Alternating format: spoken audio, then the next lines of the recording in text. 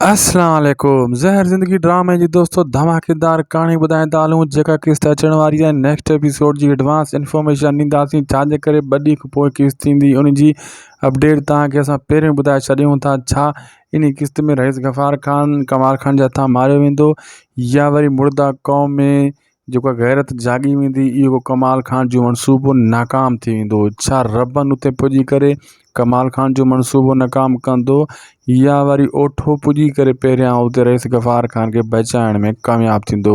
दोस्तों इन वीडियो के पूरो ॾिसो, सॼी कहानी एडवांस में तव्हांखे इन वीडियो ते ॿुधायूं था। पहिरियां इन थी सघे तो शायद को सो भी लोग यूट्यूब चैनल के ज़रूर सब्सक्राइब कंदा। अगर फेसबुक पेज ते ॾिसी रहिया हो त इनखे फॉलो लाइक शेयर ज़रूर कंदा।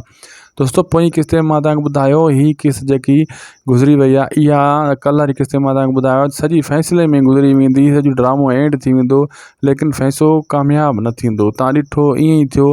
हाणे दोस्तों नेक्स्ट एपिसोड जेके 2 ॾींहं खां पोइ अपडेट अचण वारी आहे उन में भी इहा अधु किस्त इते ई फ़ैसिले में गुज़री वेंदी।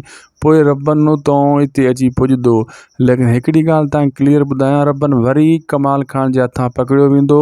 हाकिम खान जा माण्हू उनखे गिरफ़्तार करे वरी हिकु चकर हथ कहिड़ियूं हणंदा, रबन हथीको थी वेंदो ऐं रबन खे जेको आहे वॾो कुटको ॾींदो कमाल खान ऐं वरी कावड़ मारींदो इन जे मथां। लेकिन इते बाद में ओठो अची गैरत करे रबन जी जान छॾाईंदो लेकिन उहे काफ़ी किस्तूं लॻी वेंदियूं, 3-4 किस्तूं थी सघनि थियूं। बहरहाल जेका अॻी किस्त अचण वारी आहे उहा दोस्तों जेको आहे न बसि हण खण कहाणी हूंदी सम्झो तव्हां ईअं। ऐं अधु किस्त ते फ़ैसिले में गुज़री वेंदी ऐं मुर्दा क़ौम में कॾहिं बि गैरत कान जागदी। ठीकु आहे न दोस्तों। बाक़ी हिते वारिस होशियार ई हूंदो लेकिन रबन ते पुॼंदो त गिरफ़्तार थियो वेंदो ऐं ओठो अची करे कुझु न कुझु उहो वरी सियाणप कंदो। ओठो हिकु चालाक माण्हू आहे ऐं कोशिशि कंदो त कहिड़े बि तरीक़े सां कमाल खान जे हथ न चढ़ा, लेकिन एंड में त ओठे जे लाइ बि कमु ख़राबु थियण वारो आहे। वीडियो पोइ दोस्तों पंहिंजी पुॼाणी ते असांखे ॾींदा इजाज़त। ख़ुदा हाफ़िज़।